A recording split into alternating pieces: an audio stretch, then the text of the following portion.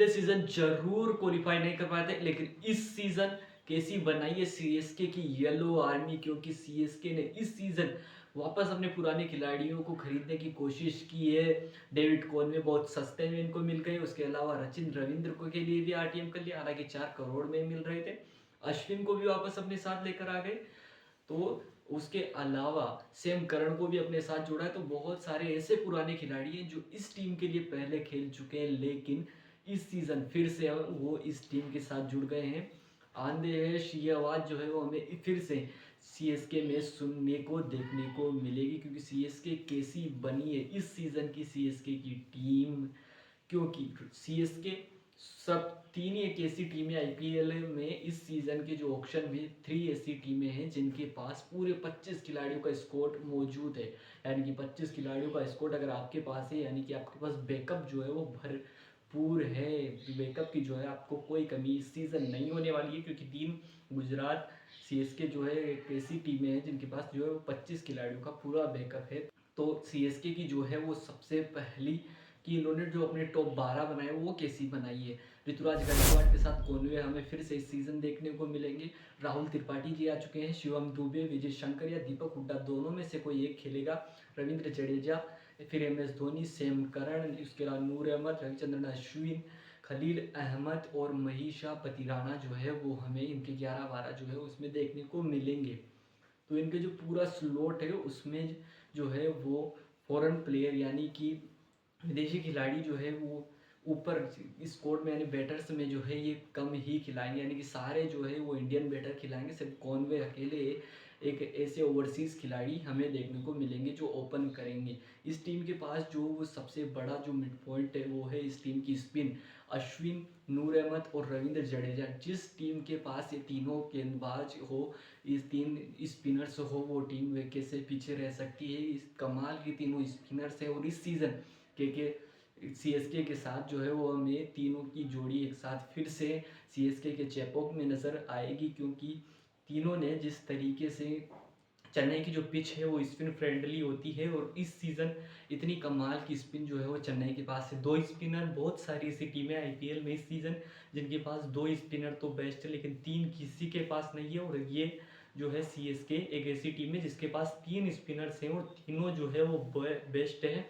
सभी की इकोनॉमी जो है वो बेस्ट है और सभी डेथ ओवर में और पावर प्ले में सभी में अच्छी गेंदबाजी कर सकते हैं। उसके अलावा जो चेन्नई की पिच है वो स्पिन फ्रेंडली होगी, यानी कि जो बल्लेबाज चेन्नई की वो भी स्पिन को अच्छी तरीके से खेल सकते हैं। ऋतुराज गायकवाड़ को कोई दिक्कत नहीं होती। कॉनवे अकेले एक ओवरसीज प्लेयर होंगे पूरे स्क्वाड में जो कि स्पिन ये भी बहुत अच्छी खेलते हैं और पावर प्ले में वैसे इतनी स्पिन आती भी नहीं है।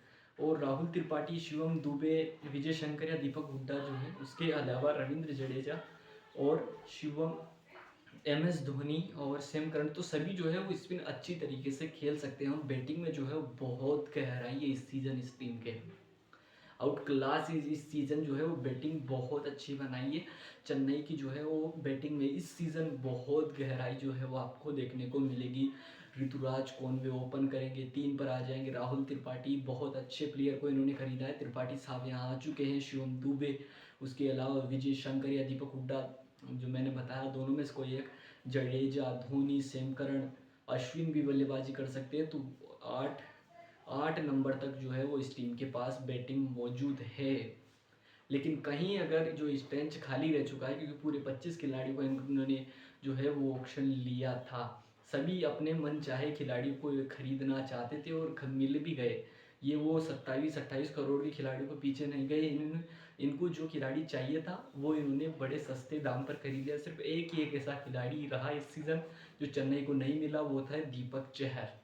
दीपक चहर को ये नहीं जो है वो इस सीज़न दीपक चहर में चेन्नई में दिखेगा। और इनके जो चेहरे थे वो भी बहुत मायूस थे ऑक्शन में कि दीपक चहर को इस सीज़न हम फिर से अपने साथ नहीं जोड़ पाए हैं।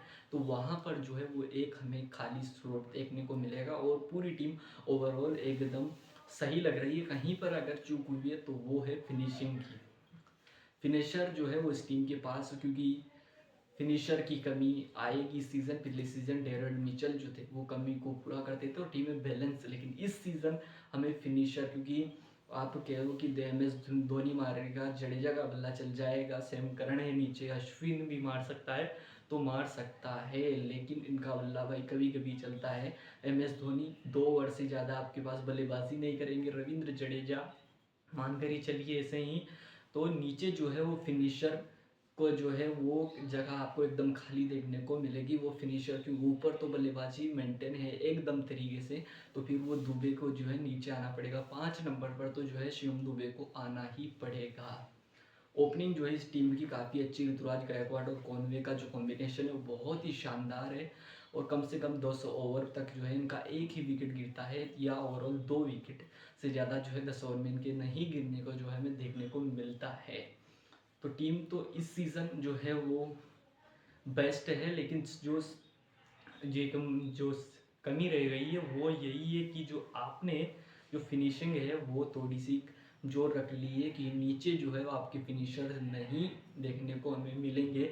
और फिनिशर की कमी जो है वो हर टीम की लगभग हमें नज़र आई, इसने रिटेन किया वही टीम बची है।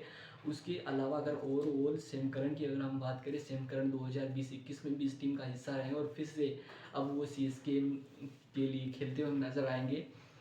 सैम करन का IPL में जो सबसे ज़्यादा परफॉर्मेंस होती है वो या तो चेपॉक में होती है या फिर जयपुर के ग्राउंड पे, यानी कि राजस्थान इंडिया में 2 ही ऐसे ग्राउंड है जहाँ सैम करन जो है वो बहुत अच्छी परफॉर्मेंस करते हैं। तो ये 7 मैचों का पूरा एक होल वो अपने होम ग्राउंड पर खेलेंगे, यानी कि चेपॉक में।